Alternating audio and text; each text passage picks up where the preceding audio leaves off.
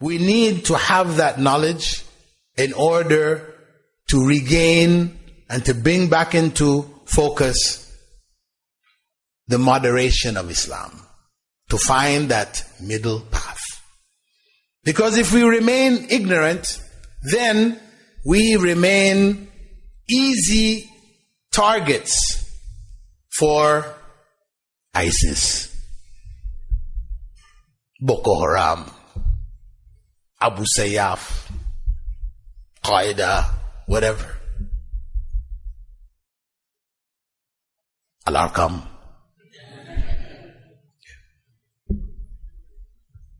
How do we protect ourselves from these types of things, movements and groups and extremes?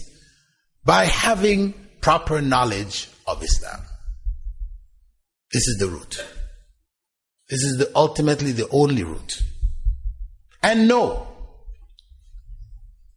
with certainty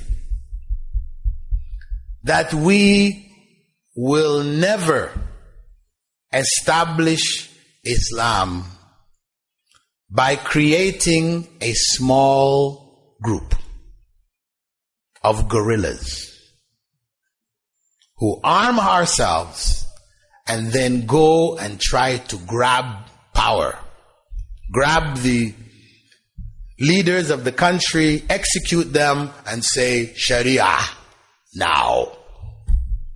No. Though it might sound adventurous, make a nice movie, that's not how it's going to happen. It didn't happen that way in the time of Prophet Muhammad sallallahu alaihi wasallam, and he could have done it. He could have gotten Hamza, Umar ibn al-Khattab, other leading warriors amongst the Sahaba. He could have gathered them and caught the leaders of Quraysh in one of their meetings and just slaughtered them. Took over Sharia in Mecca. But he didn't. That wasn't his way. فَمَنْ رَغِبَ عَنْ سُنَّتِي فَلَيْسَ مِنِّي. And whoever chooses a way other than that of Rasulullah sallallahu alaihi wasallam, they're not true Muslims. They've gone to extremes. They've left the path.